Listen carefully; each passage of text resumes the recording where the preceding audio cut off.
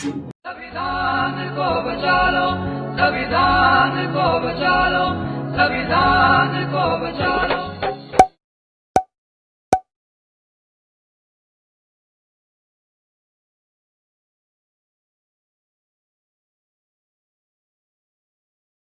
वाहिगुरु जी का खालसा वाहिगुरु जी की फतेह। सत श्री अकाल, नमो बुधाय, जमुना साथ सलाम अलैकुम साथियों। वॉइस ऑफ मानवता टीवी चैनल पर आप सभी का स्वागत है। मेघराज सिंह से साथियों, आप सभी जानते हैं कि वॉइस ऑफ मानवता टीवी चैनल पर हमने एक प्रोग्राम स्टार्ट किया है जिसका नाम है जागो मूल निवासी जागो, जिसमें हम बात कर रहे हैं किताब की जो हमने 30 पार्ट कर चुके हैं। एक आज 31वां पार्ट है। आप देख सकते हैं किताब को, उसको और पढ़ भी सकते हैं। और इसमें बहुत कुछ लिखा हुआ है, तो हम इसमें जो कुछ जानकारी अपनी तरफ से दे रहे हैं, कुछ इसमें जो है कुछ पढ़ के दे रहे हैं। तो आप सभी जानते हैं कि वॉइस ऑफ मानवता टीवी चैनल नए प्रोग्राम को लेकर आता है और हर उस मुद्दे को उठाएगा जो इंसानियत के साथ जुड़ा हुआ है और जिससे ज्ञान मिल सके इंसान को, उसको उठाएगा। तो इसमें हम बात करी थी, पिछली बार हमने बात किया था इसमें पिछले 30वें पार्ट में, तो जो स्वतंत्र भारत में मूल निवासियों का दमन और आतंकवाद व अलगावाद। तो आज हम बात करेंगे सांप्रदायिक दंगे और पूंजीवाद क्या है। भारत में पहला हिंदू मुस्लिम दंगा 1893 ईस्वी में पुणे में हुआ। ये पहले भी दंगे हुए का? इसके बारे में जानकारी मुझे पहले नहीं थी, लेकिन इसमें जो है 1893 में भी दंगे हुए। मूल कारण क्या था? 19वीं सदी के अंत में महाराष्ट्र व दक्षिण भारत में जब ब्राह्मणी वर्चस्व के विरुद्ध दलित पिछड़ी जातियों में चेतना आने लगी, तो इससे ध्यान हटाने के लिए ब्राह्मणवाद को कोई बड़ा अस्थायी मुद्दा चाहिए था। इसके लिए झूठा इतिहास गढ़कर मुस्लिम विरोध व सांप्रदायिकता फैलाई गई और अतः 1893 में दंगा करवाया गया। उसमें वो अपने उद्देश्य में ये प्रयोग बहुत सफल रहा। तब से ये ब्राह्मणवाद की अस्थायी रक्षक नीति बन गया। इसने ही ब्राह्मणी स्वार्थ में देश का विभाजन कराया। स्वतंत्र भारत में दंगों से कांग्रेस घड़ियाली आंसू बहाकर मुसलमानों का तथा भाजपा भगवाकरण कर दलित पिछड़ी जातियों को ऊँट लेकर सत्ता तक पहुंचती रही। इन दंगों के पीछे का मूल रहस्य है मूल निवासी ओटो से मनवादी राज। तो साथियों, आप सभी जानते हैं, हम तो देख रहे थे कि 1947 के बाद ही दंगे हुए भारत में, लेकिन इसके दंगों की शुरुआत ये मनवादियों के जो द्वारा है ये उस वक्त हो गई थी जिस वक्त 1893 की बात कर रहे हैं। लेकिन आज अगर हम देखें तो इसमें जो केजरीवाल का भी कहना है कि 65,000 दंगे हुए हैं आज़ाद भारत में। तो कि मनवाद जो है, मनवादी जो खेल खेलते हैं, इस पर बहुत थोड़ा ध्यान से देखना पड़ेगा। इसमें लिखते आगे, गृह मंत्रालय के अनुसार सांप्रदायिक दंगे 2000 इसमें क्या लिखा है, इसमें 2001 से लेकर 2009 तक 6541 दंगे इसमें हुए हैं। मतलब सिर्फ 8 साल के अंदर इतने दंगे हुए हैं। तो कहीं पर निगाहे कहीं पर निशाना चारा मुसलमान है, पर असली शिकार तो दलित आदिवासी व पिछड़ी जातियां हैं। ये तो हमने बोला था कि जब भी मनुवाद मुसलमानों के बारे में बोलता है, मुसलमानों से उनको कोई खतरा नहीं है। खतरा दरअसल ST SC OBC के लोगों से है, ब्राह्मणों को, ताकि ब्राह्मण उसमें से इनकी गुलामी से अगर आज़ाद हो गए तो मनुवाद का जो है सर्वनाश हो जाएगा। क्योंकि मनवाद पर जो मनवाद टिका हुआ है वो ST SC OBC के ताकत के ऊपर टिका हुआ है। तो इसमें लिखा है, कहीं पर निगाहे कहीं पर निशाना। ये बिल्कुल सही है कि ये मुंह में राम बगल में छुरी, बात करते हैं सब अधूरी। तो आगे लिखते हैं, इसमें स्वतंत्र भारत में 37,700 से भी अधिक सांप्रदायिक घटनाएं, सबसे व्यापक दंगा लहर बाबरी मस्जिद विध्वंस के बाद उठी। मनवाद की चांदी, दंगों से मनवाद व मनवादियों का ही लाभ है, पर उनको नेतृत्व व स्वतः स्थापित हो जाता है। हम विरोधी के मार्गदर्शन कृपया व आश्रय से चले जाते हैं। हमारा ध्यान मूल मुद्दों से भटक जाता है। आंदोलन पिछड़ता है। हम सब संभावित हो सहयोगी खो देते हैं। वह आर्थिक स्थिति उठाते हैं। हम दंगा पीड़ित या दंगा अपराधी बन जाते हैं। ये बिल्कुल सही बात है कि हम तो जो मेन मुद्दे हैं उनसे भटक जाते हैं। आज भी ये हो रहा है कि कोरोना के जो चक्कर में बहुत कुछ मुद्दे हैं जो चल रहे हैं, वह जो है जो सब भूल भाल गए हैं लोग।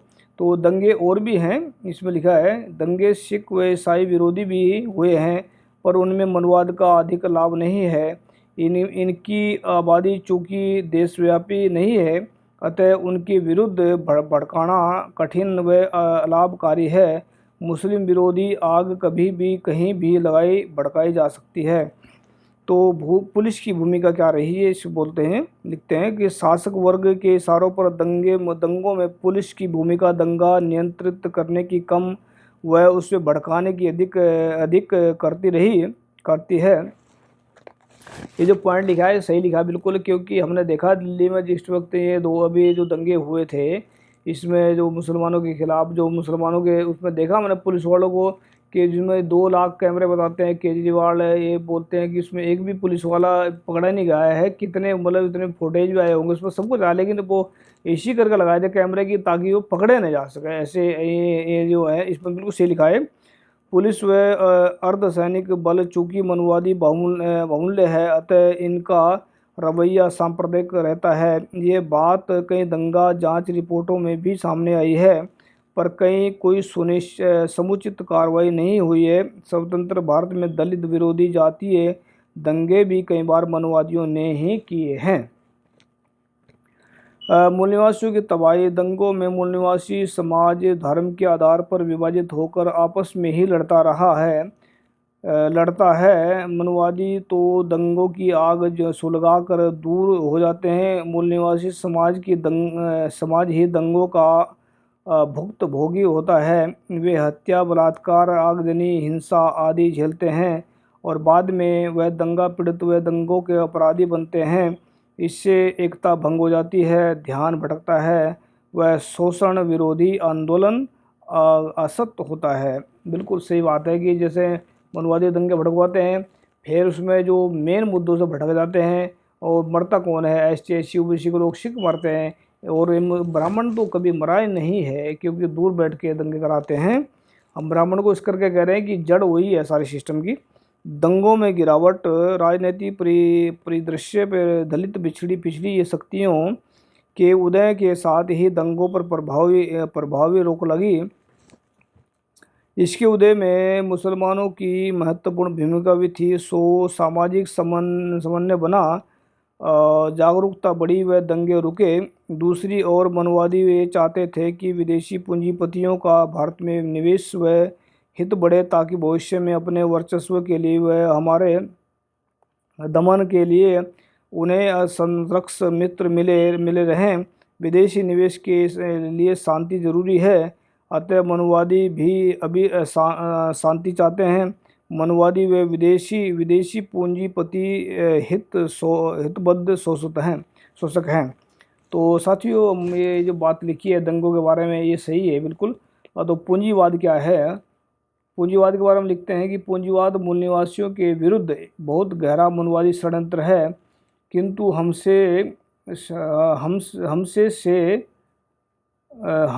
में से 99% इससे अधिक लोग इससे अनजान हैं। मतलब पूरे 100% लगा लो जो कोई पता ही नहीं है।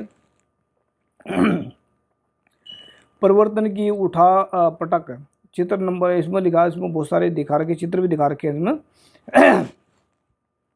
भारत की व्यवस्था मनुवादी षड्यंत्रों के कारण धर्म की सर्वोच्चता की रही है। चित्र नंबर 2 जिसमें चित्र दे रखे हैं, इसमें 4 नीतियाँ व मानव समाज 4 नीतियों से संचालित होता है। जो नीति सबसे प्रभावी हो वह शीघ्र नीति कहलाती है।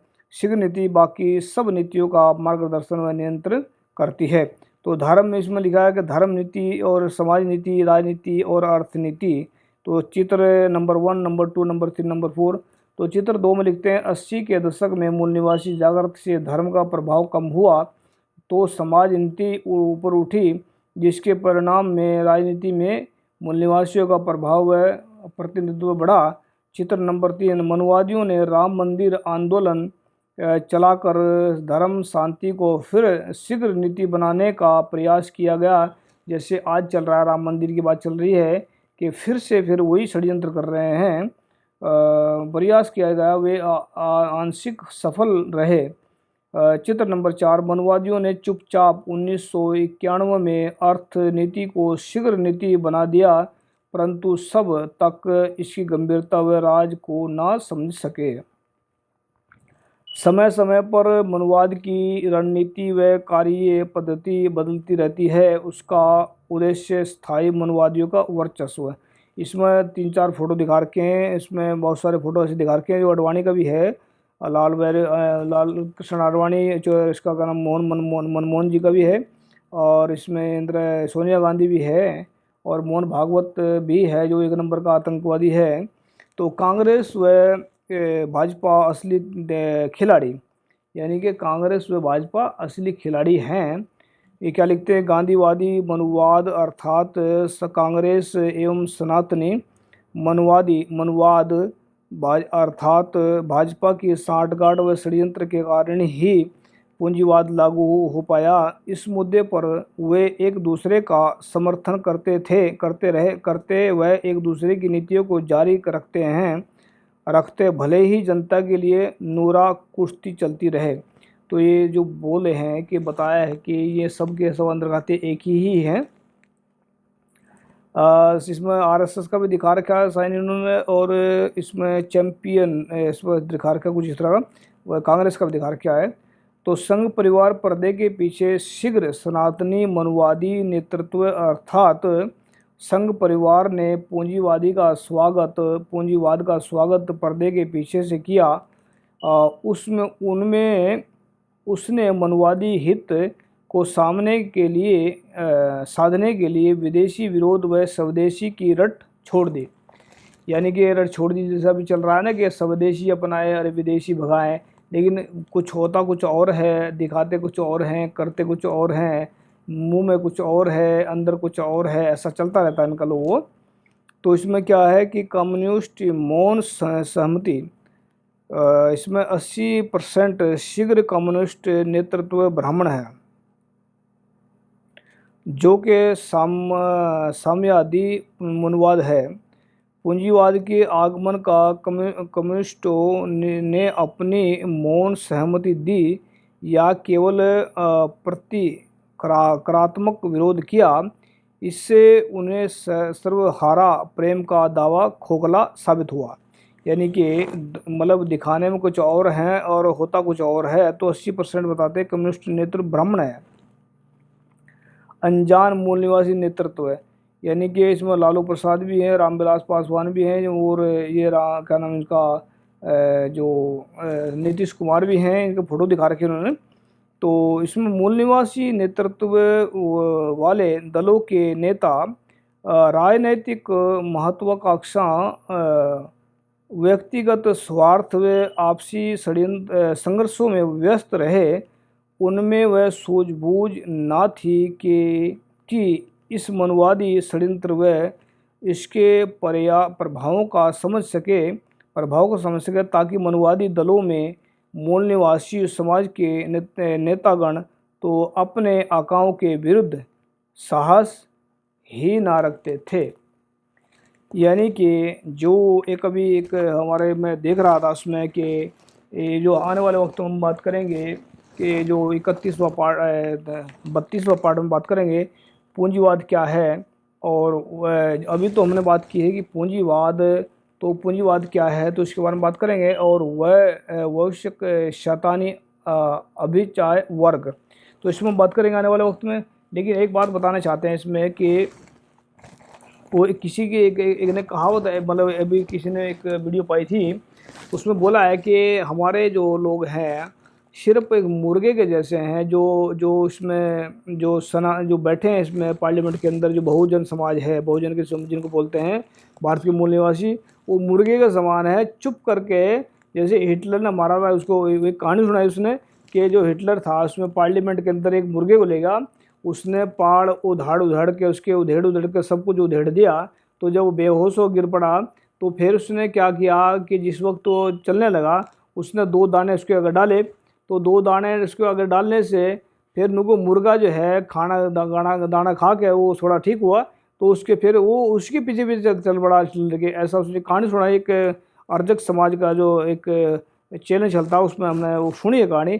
तो इसमें उन्होंने बताया, लेकिन क्या है कि मूल निवासियों की ऐसी दशा है, इनके अगर टुकड़े फेंको तो राजनीति में जो जो राजनीति के अंदर आज हैं वह सारे के सारे 99% तो डरे हुए लोग हैं, बेईमान लोग हैं, और उन्होंने समाज के बारे में कभी सोचा ही नहीं है, क्योंकि समाज से उनको क्या लेना देना। तो ऐसे लोगों से क्या उम्मीद रख सकते हैं। तो वो मूल निवासी जो है, जब मूल निवासी के अंदर सच्चाई और ईमानदारी होगी और सच्चाई और ईमानदार लीडर के अंदर होगी तो वह ज़रूर जगेगा और ज़रूर तब्दीली करेगा समाज की, और एक दिन सच्चाई का राज कायम करेंगे और सब मिलकर कायम करेंगे। तो आने वाले वक्त तो हम बात करेंगे जो 32वें पार्ट की।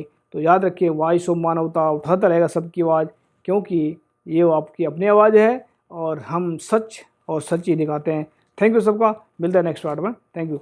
वाहिगुरु जी का खालसा, वाहिगुरु जी का सत श्री अकाल, अस्सलाम वालेकुम।